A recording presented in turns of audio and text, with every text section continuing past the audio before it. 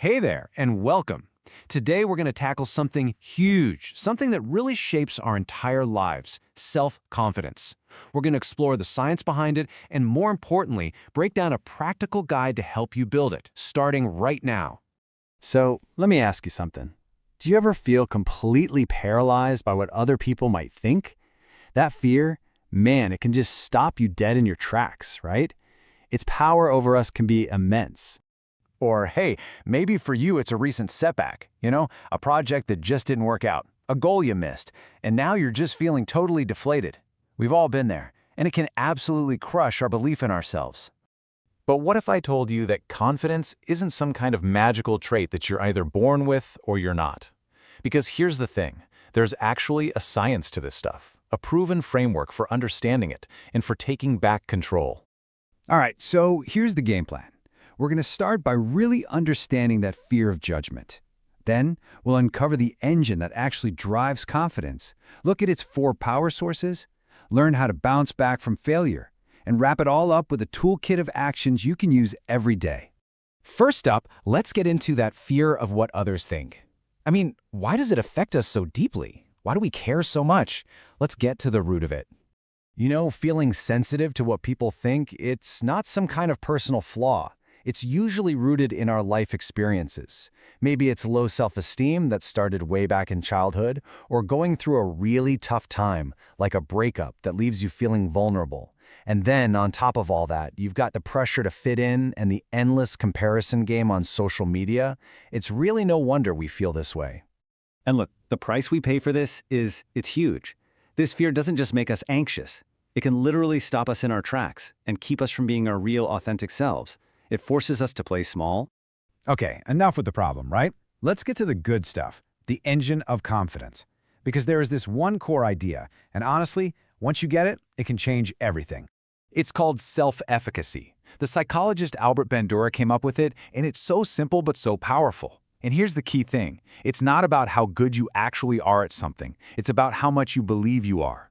It's that little voice inside that says, I think I can. That's the engine. I mean, Bandura himself just nailed it when he said this.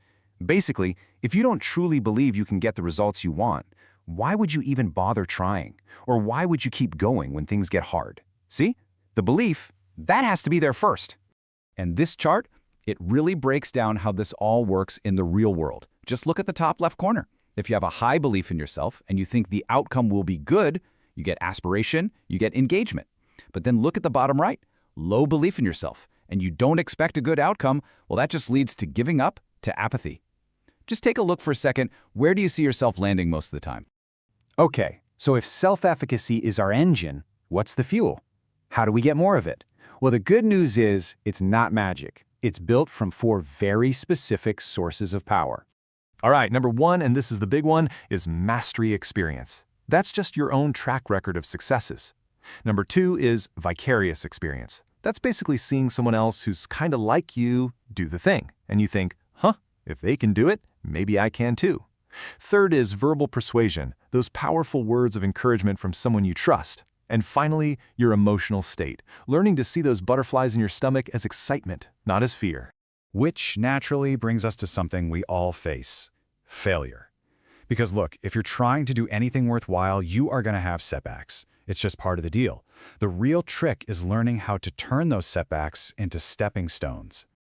So the process here it's pretty simple, but that doesn't mean it's easy. First, just accept it. Don't fight it. Second, analyze what happened without judging yourself. What were the cold, hard facts? And third, you have to reframe it. This wasn't a final grade, it was just data, information for the next go-around. There's this quote that just captures this idea so perfectly. The journey, the path you've traveled, and especially the detours. That's what really matters. That's where the real growth happens. So what does this look like day to day? Well, you start small. You set realistic, measurable goals. Why? Because you're intentionally stacking up those mastery experiences we just talked about. This is so crucial. Then you have to celebrate those small wins. Keep learning, keep getting better at what you do, and this is a big one, surround yourself with people who give you that positive verbal persuasion.